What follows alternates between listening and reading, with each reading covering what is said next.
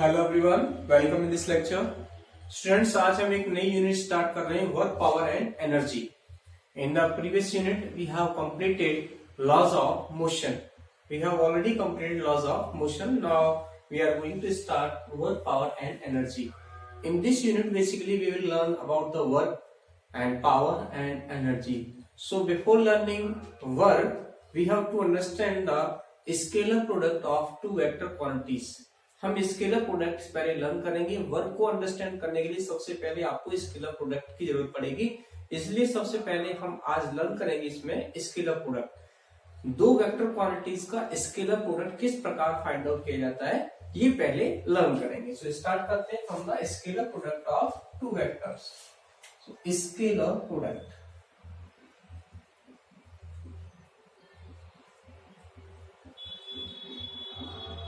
scalar product,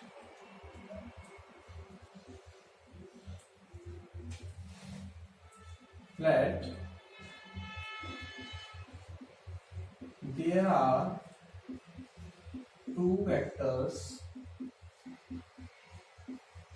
A and B and angle between them is theta, then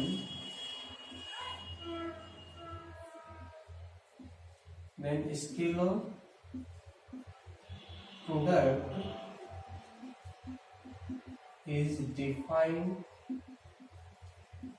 as A dot B। ऐसे represent किया जाएगा A dot B, A dot लगाएंगे बीच में, A dot B equal to AB cos of theta, AB cos theta, where A and B are the vectors and here A is the magnitude of vector A and B is the magnitude of the vector B and theta is the angle between vector A and vector B। Here A क्या है, magnitude of vector A, या ऐसे लिख सकते हो magnitude of A vector. Similarly B magnitude of B vector, theta angle between vector A and vector B. Okay, तो इस तरीके से A dot B equal to हो गया A B cos of theta. ये कैलकुलेट कर देंगे इस तरीके से अप्लाई करके। अब यहाँ लर्न करेंगे कि ये ए बी कॉस थीटा को क्या हम बी ए कॉस थीटा लिख सकते हैं? जी हाँ, बिल्कुल लिख सकते हो आप। A dot B equal to we can also write as B A cos theta, इस तरीके में लिख सकते हैं। अब इनका मीन्स क्या है, देखो यहाँ पे जो बी कॉस थीटा है उसका मीनिंग समझेंगे और यहाँ जो ए कॉस थीटा है इसका मीनिंग लर्न करेंगे। तो ये बेसिकली टर्म है क्या क्या रिप्रेजेंट कर रही है ये, तो ग्राफिकली रिप्रेजेंटेशन से आपको क्लैरिफाई होगा ये चीज। जैसे सपोज करो ये कोई वेक्टर ए है और ये सेम यहाँ वेक्टर कोई बी है and the angle between them is theta. If you want to write in this fashion, तो ये बी कॉस थीटा क्या है, एक्चुअली बी कॉस थीटा है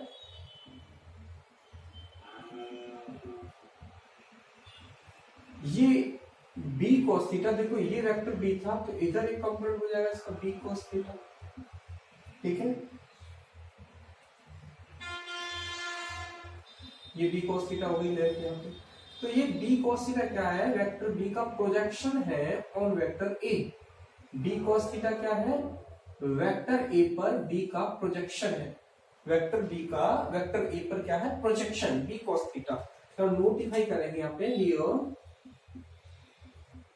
जैसे A dot B equal to अगर आप लिखते हो ना तो उसके लिए here B cos theta is the projection of vector B on vector A, ठीक है। और दूसरे वर्ड्स में जैसे आप अभी ये तो किसके लिए डिफाइंड है, ये इसके लिए नहीं है, ये था किसके लिए, A dot B equal to A B cos theta अगर लिखते हो आप उसके लिए। तो तब मैंने आपको प्रोडक्ट फॉर्म में लिख करके बताया ये दोनों सेम है। A dot B equal to A B cos theta लिख सकते हो और बी ए cos थीटा भी आप लिख सकते हो, दोनों फॉर्मूला सेम है, कोई डिफरेंस नहीं है। अब इस फॉर्म में देखो इसको कैसे ग्राफिकली रिप्रेजेंट करें, सॉरी जैसे ये वेक्टर ए और सेम वे ये वेक्टर बी, एंगल दोनों बीच में थीटा। अगर ए की फॉर्म में लिखना चाहते हो इक्वल थीटा, तो ये यहां से एक परपेंडिकुलर प्लॉट करोगे बी वेक्टर पे, किससे, ए से, ये ए वेक्टर से। तो ये क्या है बेसिकली, ये ए है और ये एंगल थीटा, तो एक कंपोनेंट इसका इधर हो गया ए cos थीटा, जिसकी लेंथ यहां से यहां तक है। ये ए cos थीटा क्या है, ए cos थीटा प्रोजेक्शन है, ये भी projection of vector A on vector B. A cos theta is the projection of vector A on vector B. तो ये प्रोजेक्शंस हैं, तो इसकी हेल्प से अगर बाई भी आपको दो वेक्टर दिए हो और एंगल दिया हो, तब तो आप सिंपली वे में आप कैलकुलेट कर लोगे इसके लिए प्रोडक्ट टू वेक्टर्स के बीच में। लेकिन एक वेक्टर का मैग्नीट्यूड दिया हो और दूसरे वेक्टर का प्रोजेक्शन उस वेक्टर पे दिया हो, then you have to use these formulas. ठीक है, तो इन फॉर्मूलाज को कैसे लिख सकते हो आप इसको लिख सकते हो A dot B equal to magnitude of A, ऐसे A into projection of vector, projection of vector B on vector A. ठीक है, सेम हियर आप ऐसे लिख सकते हो A dot B equal to B A cos theta, means magnitude of B into projection of A on vector B, on vector B. Clear, इस तरीके से हम यूज करेंगे। तो ये आप नोट कर लेंगे, ये क्या है हमारा स्केलर प्रोडक्ट है। अभी सिंपली आपको मैंने अगर वेक्टर दिए हुए हैं, दो वेक्टर क्वांटिटी दी हुई, तो उनके बीच में एंगल दिया हुआ है, तो आपको बताया इस तरीके से निकाल सकते हो। और प्रोजेक्शंस दिए हुए हैं तो भी आप इस प्रकार से आप इजी वे में निकाल सकते हो। Let's see the numerical problem, कैसे हमें न्यूमेरिकल प्रॉब्लम यहां से पूछा जाएगा। इसको हटा रहे हैं यहां से आप।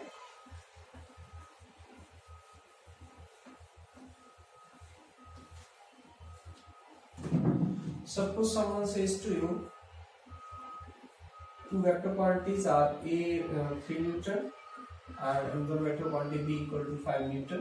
कुछ भी दे सकता है, a और b ने दे करके f1 f2 दे दे, b1 b2 दे दे, तो क्वांटिटी देगा vector quantity and the angle between them is like 60 degree.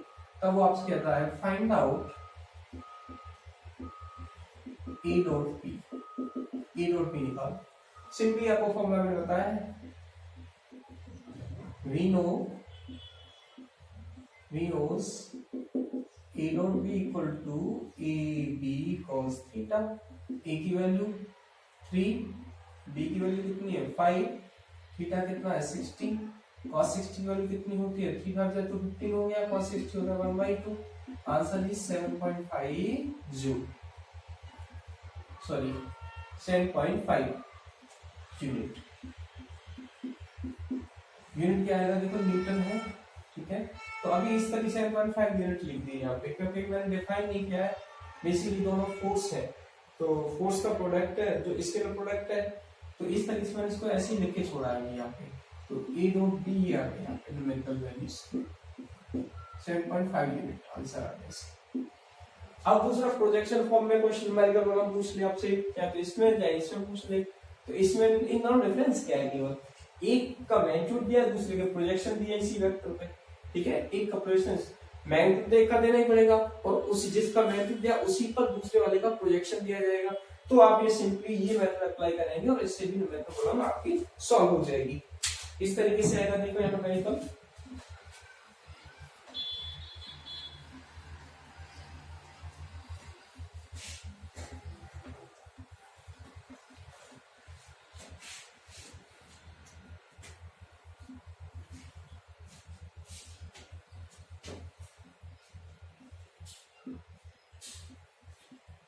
magnitude of any vector of any vector is n unit and projection of second other vector on this on the first vector ऐसे कह दो on first vector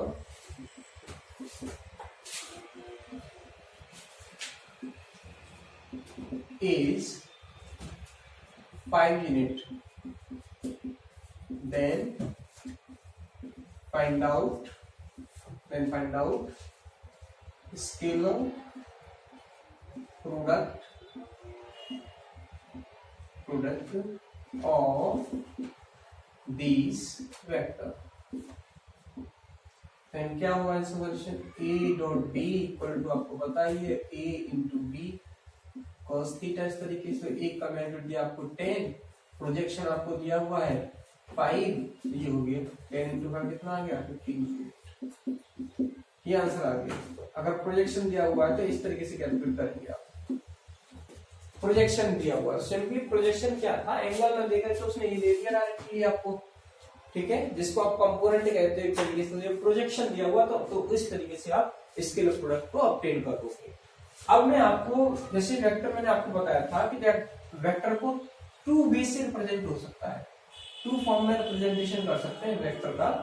एक तो आप उसका figure बना दो, diagram बना के रिप्रेजेंट कर सकते हो, और दूसरा है इक्वेशन फॉर्म में। तो अगर आपको इक्वेशन फॉर्म में वेक्टर गिवन है तब आप स्केलर प्रोडक्ट कैसे ऑब्टेन करोगे वो लर्न करेंगे, ठीक है। तुमको सपोज करो कोई वेक्टर a और b गिवन है, 2 इक्वेशन फॉर्म में। एक गिवन है ax i plus ay j plus az k। Vector b given है bx i plus by j plus bz k। इस तरीके से 2 वेक्टर्स गिवन है। अब इन दोनों वेक्टर्स का हम स्केलर प्रोडक्ट अगर ऑब्टेन करेंगे तो किस तरीके से करेंगे, लेट्स सी।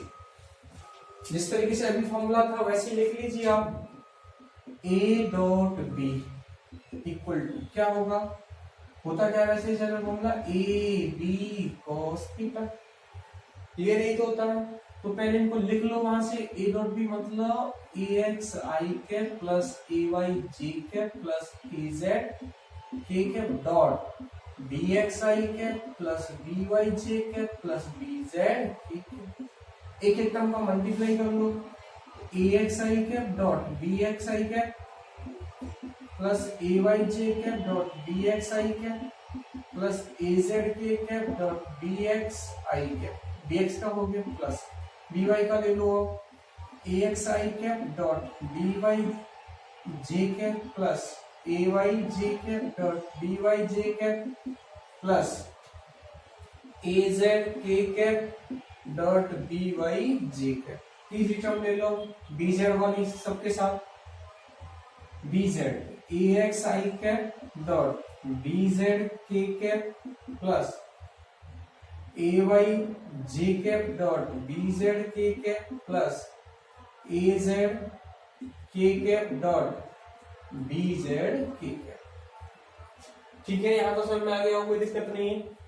अब आपको क्या करना है, यहाँ पे अब डॉट हटाओगे तो cos थीटा आएगा सबके साथ, यहाँ पे cos थीटा आएगा, यहाँ पे cos थीटा, यहाँ पे थीटा आएगा। लेकिन हमें ये आइडेंटिफाई करना है कि थीटा बेसिकली जैसे आई डॉट आई कैप हो गया यहाँ पे, फिर ये जे डॉट आई कैप हो गया, फिर के डॉट आई कैप हो गया, फिर इस तरीके से हो गया। तो इनमें थीटा क्या लिखा जाएगा, थीटा 0 डिग्री होगा, 180 डिग्री होगा, 90 होगा, वो क्या होगा।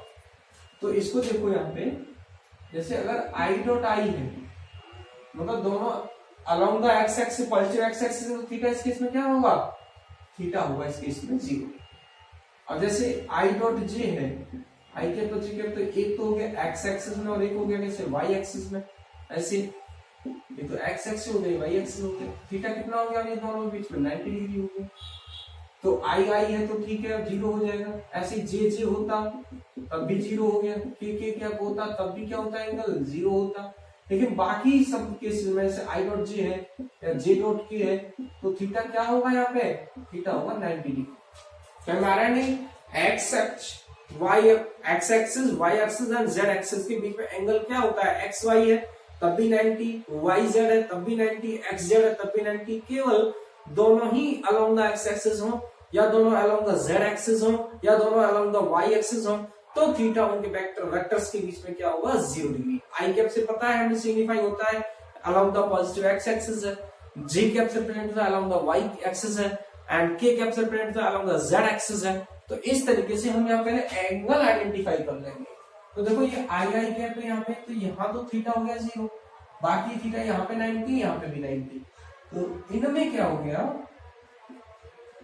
ax into bx cos 0 plus ay bx cos 90 degree plus az bx cos 90।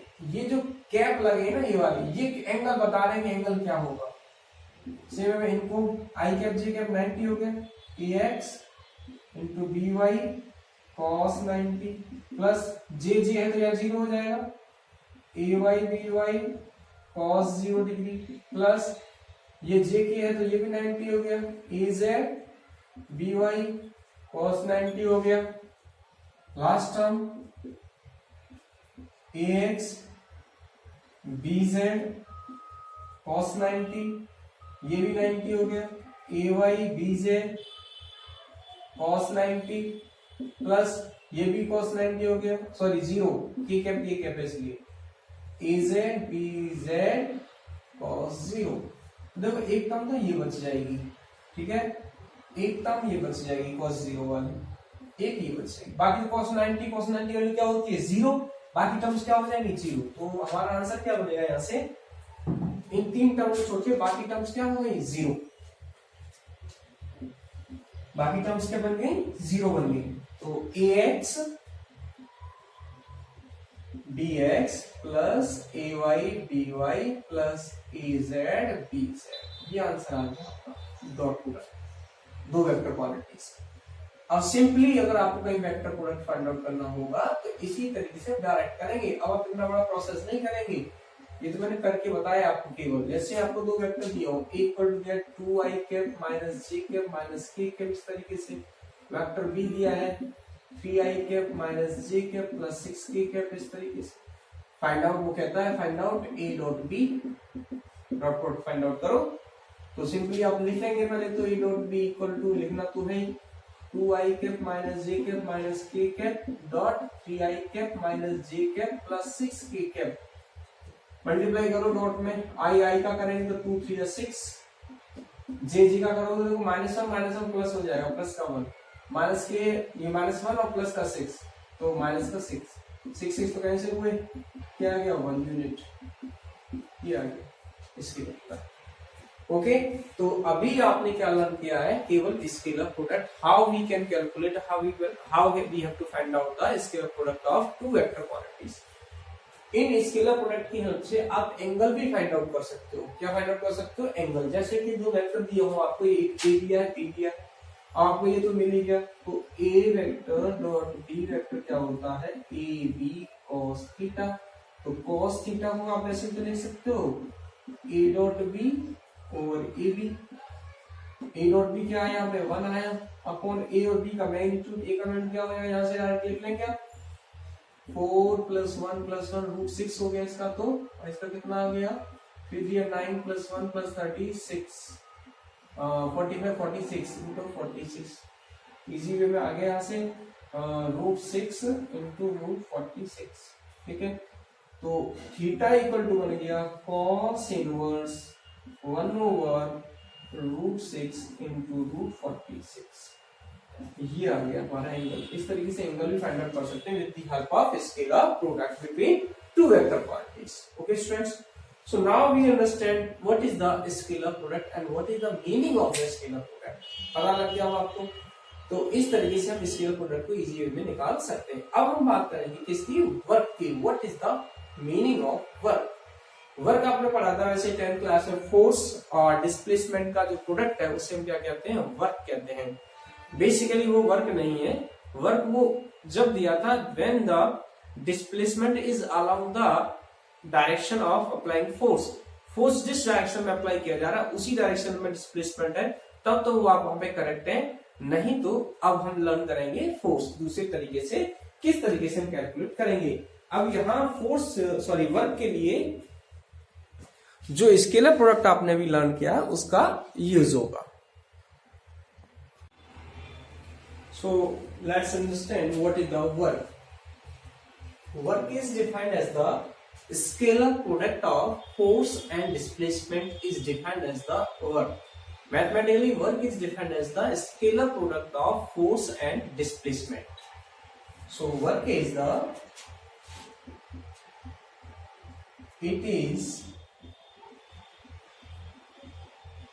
defined as the scalar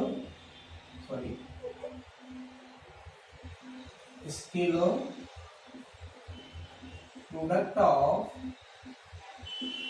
force and displacement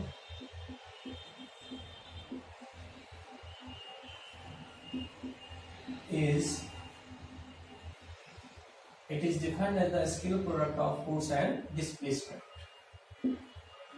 and it is presented as W equal to F dot D, where D is the displacement and F is the force.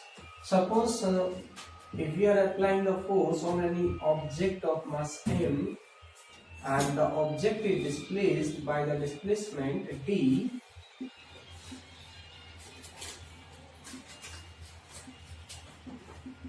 like this one, this is a displacement, and the force is applied at an angle theta with the horizontal.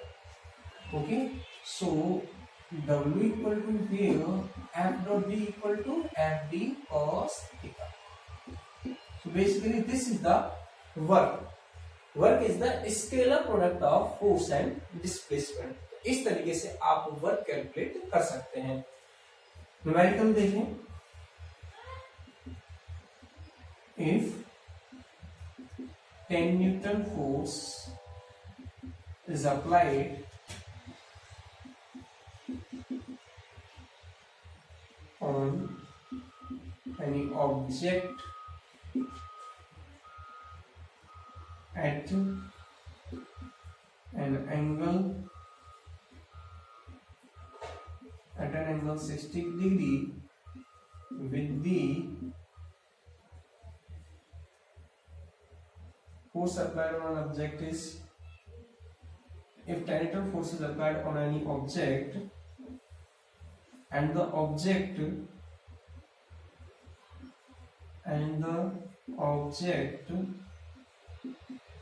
get displaced 10 meter at an angle of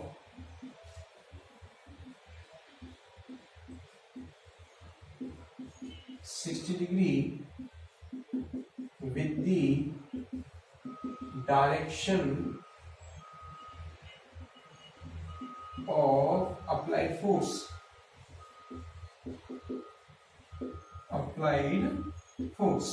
Clear? So W equal to F dot D, and it can be written as F D cos of theta. Force how much? कितना है? 10 Newton. Displacement is also 10 Newton. Theta 60 degrees, so this is 100 cos 60 1 by 2 50. So work done is 50 Newton. This is the answer. तो first में तो ये है, इस तरीके से आप वर्क कैलकुलेट कर सकते हैं। दूसरा, अगर ये फोर्स और डिस्प्लेसमेंट इन वेक्टर फॉर्म में आपको गिवन हो तो then how can you calculate the work? Suppose in the second question, if the force is defined as 2i cap plus 6j cap and 3k cap, this force is applied on object, an object displaced 3i cap plus 2j cap plus k cap, then find out the work done. Okay, so W equal to F dot D. Now W equal to F is this one, 2i cap plus 6j cap plus 3k cap, and dot product 3i cap plus 2j cap plus k cap. Okay, multiply कर लो, 3 2 6 plus 6 2 12 and k 3, 3 12 15 और 6 21 joule. तो इस तरीके से अगर constant force given है हमें, तो उससे हम इस तरीके से वर्क की वैल्यू कैलकुलेट कर सकते हैं। किस तरीके से हम वर्क निकालेंगे, सीधा स्केलर प्रोडक्ट ऑब्टेन करेंगे, और स्केलर प्रोडक्ट का ये फॉर्मूला आ गया। तो यहाँ दोनों वेक्टर क्वांटिटी गिवन हो, उनके बीच में एंगल गिवन हो, तो आप इस तरीके से वर्क निकाल सकते हो। अगर दोनों वेक्टर फॉर्म में गिवन है तो सिंपली आपको क्या करना है, स्केलर प्रोडक्ट। स्केलर प्रोडक्ट मैंने अभी बताया था कि आई का करते हैं, जे के कंपोनेंट का करोगे, के कंपोनेंट। आई का देखोगे 3 और 2 है, 3 2 6 हो गया। जे का देखोगे 2 और 6 6 2 12 हो गया। के का देखोगे यहाँ 3 और यहाँ 3 और 3 हो गया, तो 12 3 15 और 6 21। ठीक है, now we will understand work energy theorem. For work energy theorem क्या होती है वर्क एनर्जी थ्योरम? वैसे तो हमने 10th क्लास में लर्न किया था वर्क एनर्जी थ्योरम को, अब यहाँ पे भी आपको वर्क एनर्जी थ्योरम लर्न कराई जाएगी। So if any force, constant force is applied on any object, then how we can determine the work with the help of the kinetic energies of the bodies? ये work energy theorem आपको यही learn कराएगी कि kinetic energy के को use करके किस तरीके से वर्क कैलकुलेट किया जा सकता है। So let's start work energy theorem. Work energy theorem 10th class का आपको लर्न तो होगा। क्या कहता है work energy theorem? W equal to delta K। ये है basically work energy theorem. Start करते हैं इसकी theory. An object is moving with uniform velocity u, and after applying force F, after applying force F, it accelerates with uniform acceleration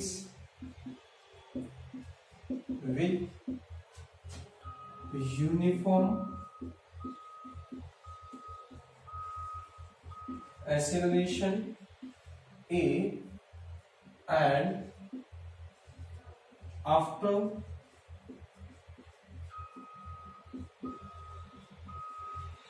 after traveling as displacement, its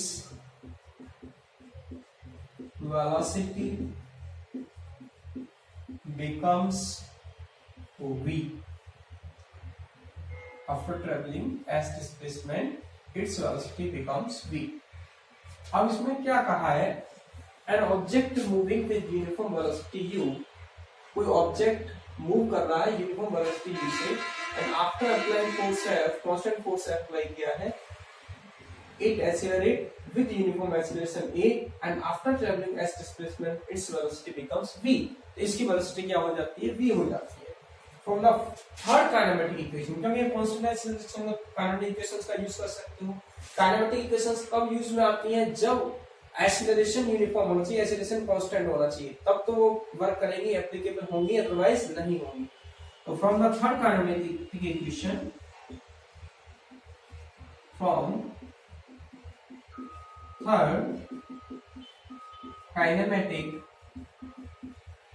equation, v square equal to u square plus 2as. Okay, v square equal to u square plus 2s. You can also write this equation as तो V square minus U square equal to 2as। Okay, 2 को divide में लिया हो तो V square minus U square 1/2 here also 1/2 equal to क्या हो गया a into S. Clear. On multiply कर दो यहाँ पे, multiplying above equation by m से मल्टीप्लाई कर दो तो half of M V square kinetic energy हो गई माइनस 1/2 एम यू स्क्वायर, ये भी काइनेटिक एनर्जी और एम ई एस। लेकिन ये टर्म ये जो है ये तो फाइनल काइनेटिक एनर्जी है, यहाँ पे ये वाली फाइनल काइनेटिक एनर्जी है, ये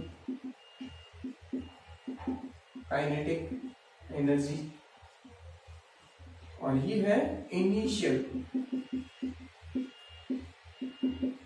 काइनेटिक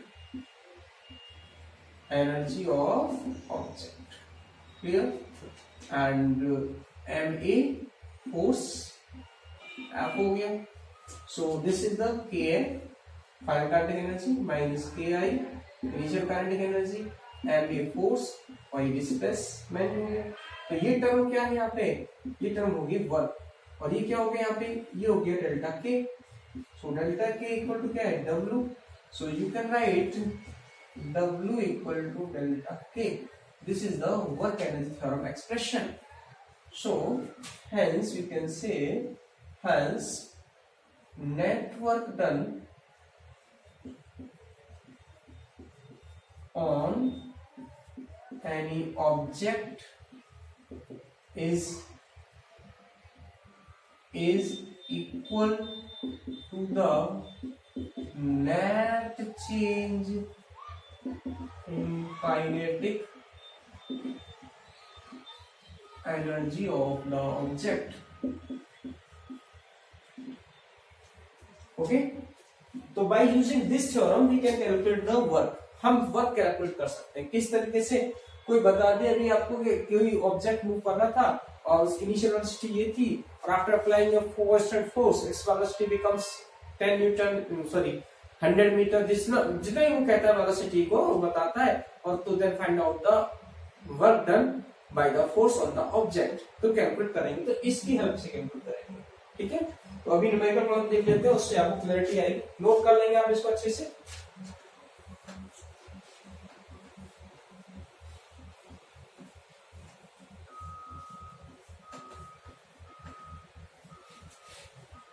न्यूमेरिकल प्रॉब्लम देखते हैं, इस पर बेस देखना है हमें।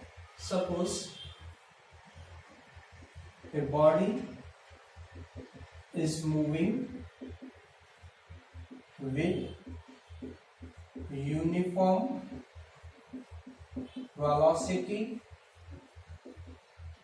10 metre per second after applying force up to 10 seconds, its velocity, it get accelerates, ऐसे कह सकते हैं, it get accelerates and its final velocity becomes, applying force up to 10 seconds, it accelerates, it uniformly accelerates,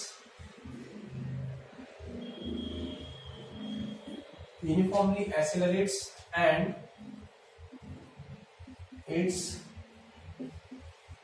velocity becomes 20 meter per second. Then find out work done by force. So W equal to F dot S है, उससे निकाल नहीं सकते। We know W equal to delta K from the work energy theorem. ये apply करेंगे relation. तो अब यहाँ ऑब्जेक्ट का मास दिया होना चाहिए, that mass of the object is 100 kg. Okay, so delta K half of mv square minus half of mu square, 1/2m how much 100 v final velocity कितनी होगी 20 20 का स्क्वायर करोगे तो 400 1/2m 100 u 10 10 is 100 तो ये तो 50 हो गया और ये भी 50 हो गया तो 50 तो कॉमन आ गया एटलीस्ट 50 कॉमन और ये 400 माइनस 100 दैट इज 300 तो 50 into 300 315 joule change in kinetic energy है तो यही क्या हमारा वर्क है तो वर्क की वैल्यू कितनी आ गई 15,000 तो इस तरीके से वर्क एनर्जी थ्योरम का यूज करके आप वर्क कैलकुलेट कर सकते हो इजी में वरना आपको पता ही नहीं लगेगा यहाँ डिस्प्लेसमेंट तो गिवन नहीं है आप कंफ्यूजन में आओगे कि सर यहाँ डिस्प्लेसमेंट नहीं है फोर्स की वैल्यू गिवन नहीं है तो किस तरीके से हम यहाँ पे वर्क कैलकुलेट करेंगे by using the work energy theorem. अब हम लर्न करेंगे यहाँ पे work done by variable forces how we can calculate work done by the variable force. जब हमें वेरिएबल फोर्स कहीं पे गिवन है तो हम किस तरीके से वर्क की वैल्यू कैलकुलेट करेंगे। पहले ये आपको कंसेप्ट ग्राफिकली लर्न करना होगा तब आपके समझ में आएगा कि वेरिएबल फोर्स से हम वर्क कैसे कैलकुलेट कर सकते हैं। ठीक है so now the topic is how we calculate work by the variable force work done by variable force. समझ में आ रहा है ना आप सबको। एक अच्छी टर्म अब आपसे जुड़ने जा रही है। एक तो स्केलर प्रोडक्ट आपको नहीं पता था वर्क एनर्जी थ्योरम के बारे में तो आपको शायद पहले से पता था लेकिन अब आपको एक नई टर्म मिलने जा रही है work done by the variable force how we can find out the work done by the variable forces.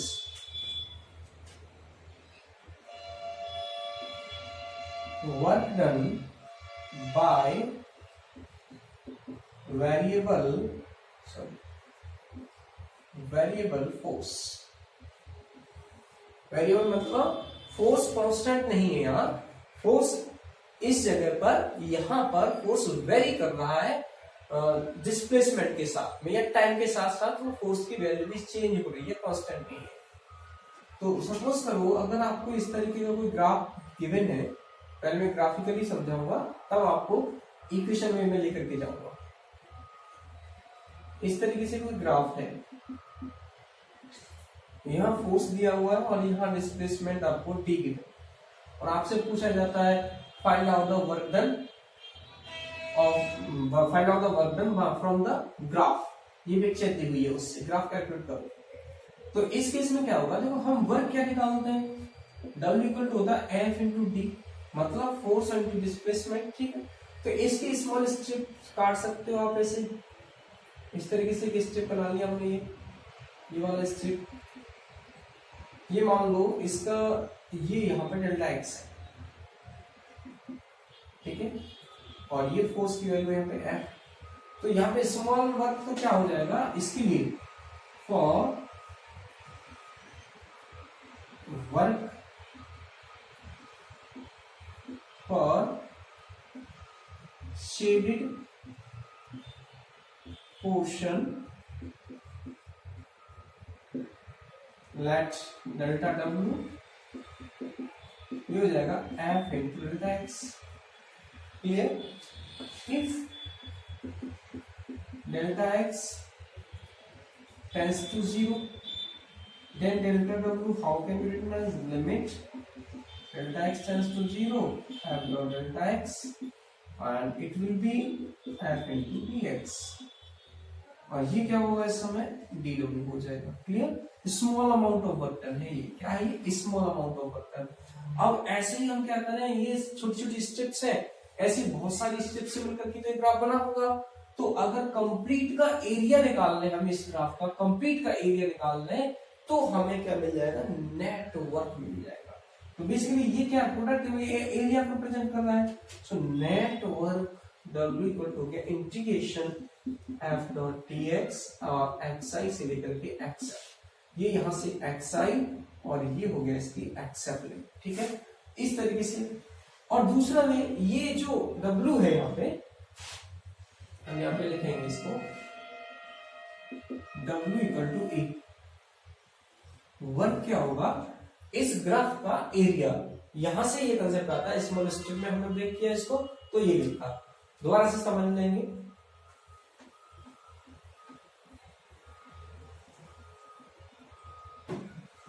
As shown in figure,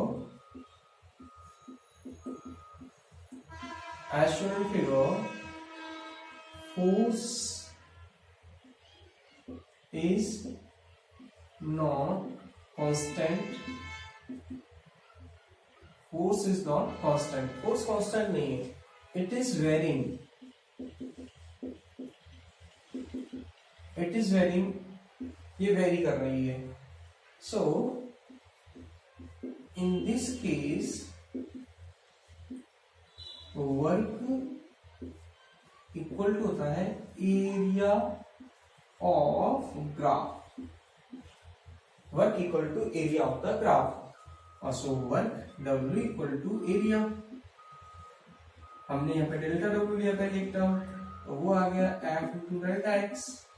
और फिर लिमिट अगर delta x, if delta x tends to 0 हो रहा हो, तब क्या हो जाएगा?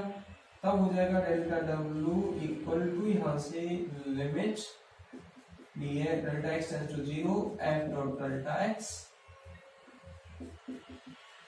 और यहां से तो डेल्टा एक्स इसलिए हो गया dW equal to F dot dx। So not on integrating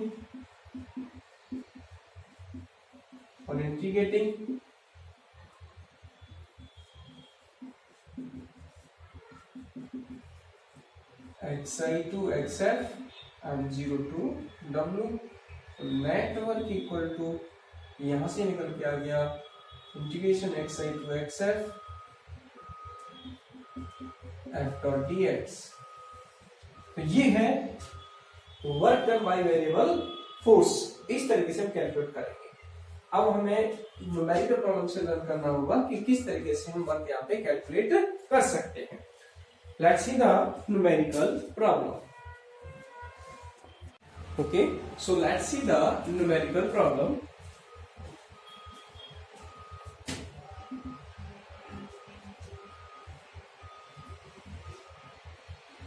ये कोई ग्राफ गिवन है,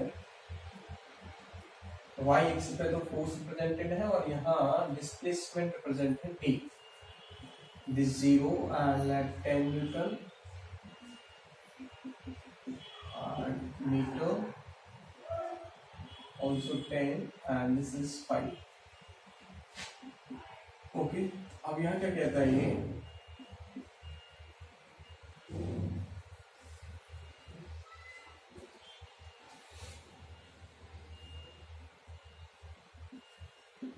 Find out work done by force which is shown in graph। ठीक है, तो सॉल्यूशन में क्या लिखेंगे? We know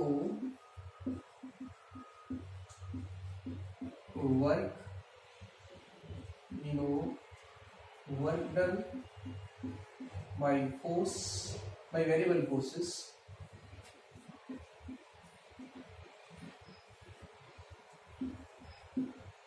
equal to area of graph। Clear? So work done by variable force यहां से करेंगे। एरिया ऑफ ग्राफ क्या होगा? एरिया होगा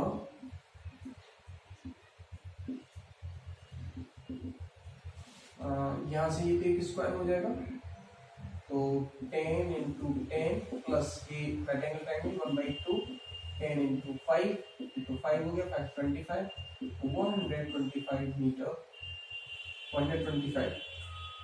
तो ये वर्क आ गया W इक्वल टू 125 जूल। कहीं ग्राफ गिवन हो तो इस तरीके से आप क्या कर लेंगे? वर्क की वैल्यू कैलकुलेट कर लेंगे।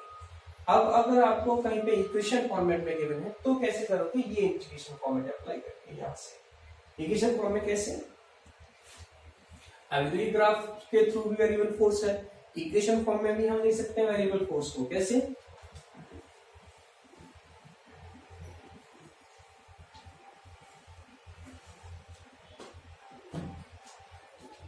a variable force F equal to 2x square plus 3x is applied on a body, and body get displaced up to 100 meter. A variable force F equal to 2x plus 3x is applied on a body, and body get displaced up to 100 meter. Then find out displaced up to 100 meter. Then find out work done by variable force. ठीक है, ये question इसमें ऐसे कह सकता था कि x equal to 10 metre to 20 metre या कुछ भी लिमिट ले सकता था बीच में। मैंने डाट क्या दिया अप टू 100 मीटर, मतलब 0 से लेकर के 100 मीटर है ये, फ्रॉम ओरिजिन से 100 मीटर जहां भी है उसमें टोटल डिस्प्लेसमेंट 100, तो फाइनल लिमिट तो 100 हो जाएगी और इनिशियल लिमिट क्या हो जाएगी 0 से। समझ में आ रहा है ना, ये डिस्प्लेसमेंट 100 मीटर किया है तो इनिशियल 0 ले लोगे आप और फाइनल लिमिट क्या ले लोगे उसके लिए 100, ये वाला इस केस के लिए। ठीक है, सॉल्यूशन करेंगे। We know W equal to integration xi to xf f into dx. So W equal to xi 0, xf कितना है 100, f की value 2x square plus 3x और इंटीग्रेशन dx इंटीग्रेट कर दो, तो इसका इंटीग्रेट करोगे x power 3/3 plus 3x square by 2 limit 0 to 100 apply कर दो, ये 2/3 तो ये आ जाएगा 6 हो गई प्लस 3/2 इंटू कैलकुलेट कर लेना है यहाँ से, तो ये 5000 हो गया। इस तरीके से ये यहाँ पे न्यूमेरिकल प्रॉब्लम इसको सॉल्व कर लेना, 2/3 इंटू 10 इस बार कितना हो गया ये 1 2 3 4 5 6 प्लस यहाँ कितना है 1 2 3, ये 3 रह गया तो 5 into 10 power 3, 10 और 3 कॉमन आ सकता है, बाकी जो बचा उसको लिख लेंगे अंदर, तो ये 0.66 हो गया into 10 power 3 plus 1 plus 5, ये सॉल्यूशन हो गया इसका। इस तरीके से निकाल लेंगे आप वर्क की value by using variable force. Variable force का यूज करके इस तरीके से कैलकुलेट करेंगे। अब हम लास्ट टर्म यहाँ स्टडी करेंगे work energy theorem for variable force. Variable force के लिए वर्क एनर्जी थ्योरम क्या होती है वो लर्न करेंगे। ठीक है, so work energy theorem for variable force.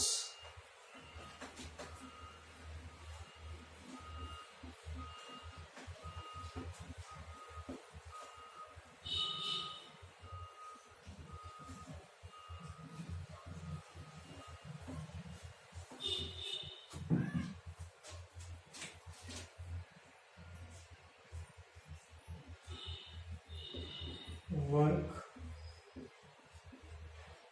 Energy theorem for variable force. ठीक है,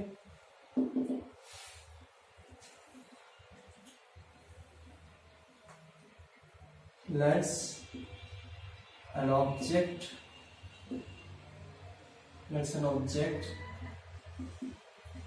of mass m is moving with uniform velocity u meter per second. Okay, u meter per second. Then kinetic energy of body is given as equal to half of mv square. Okay, ये इस तरीके से दी जा सकती है। अब इस case में यहाँ if force F is applied on the body, then the kinetic energy of the body is also changes. Now if force is applied on the body, then kinetic energy of body is changes. Okay, body kinetic energy क्या हो जाएगी, change हो जाएगी. इसका differentiation कर दो. On differentiating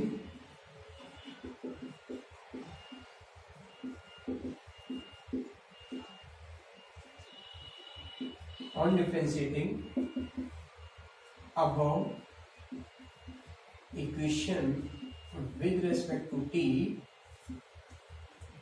so dk by dt equal to half of m. ये d by dt v square, इसको डिफरेंशिएट करो तो कैसे लिखेंगे, dk by dt will be written as 1 by 2m into 2v dv by dt.